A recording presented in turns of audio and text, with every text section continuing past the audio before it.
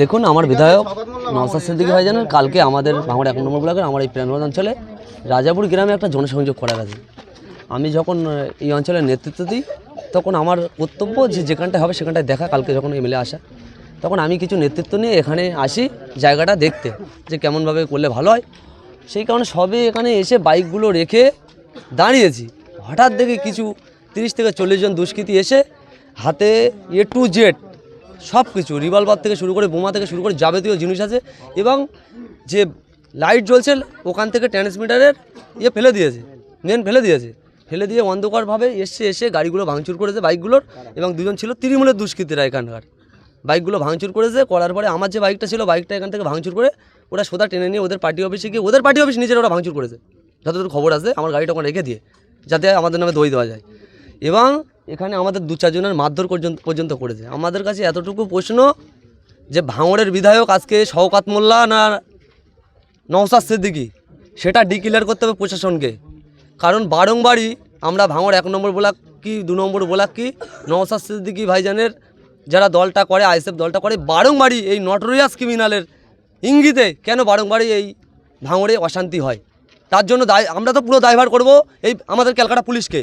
কারণ এই রাজাপুর গ্রামে এর আগে 2-3বার অ্যাটাক হয়েছে, আমাদের একজনের কারখানা পর্যন্ত ভাঙচুর করেছে ব্যাগের। আমরা তখনও পর্যন্ত বলে রেখেছি 2টো ছেলে অশান্তি করে এই বুথে, সাদ্দাম আর মুসলিম।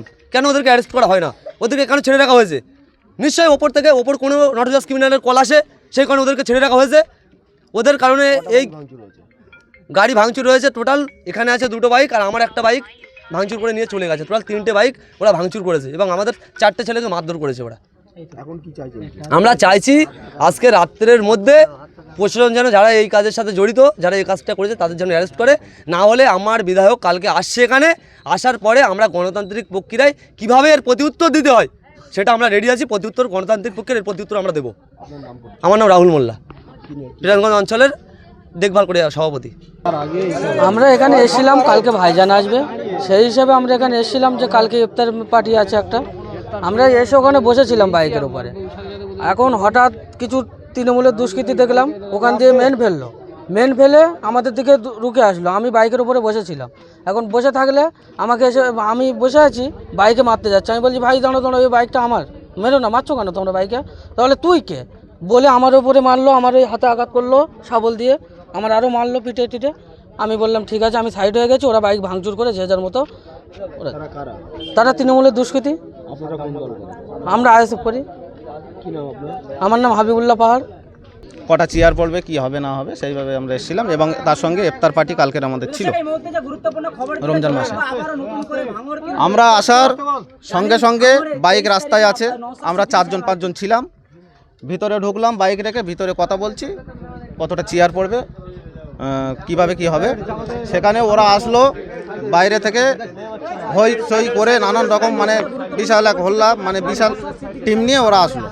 এসে গাড়ি টাড়ি পুরো ভাঙচুর করলো এবং মুসলিম আহসানের নেতৃত্বে টিএমসির নেতা মুসলিম মোল্লা এবং সাদ্দাম বুথ সভাপতি, ঠিক আছে, এসে মেন ফেলে দিয়ে এসছে।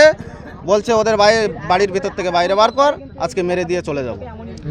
আমরা যদি বাইরে বার হতাম ওরা মেরেই দিত। আমরা ওই পাশটায় চলে গেছি, ওরা ভেতরেও ঢুকেছিল, টেনে বার করে আনবে বলে ভেতরেও ঢুকেছিল। তার মধ্যে আমাদের একটা ছেলে, তাকে উল্টো পাল্টা মেরে শাবল দিয়ে মেরে চলে গেছে, রড দিয়ে, ঠিক আছে। আমরা থাকলে মেরে দেওয়ার আশঙ্কা ছিল।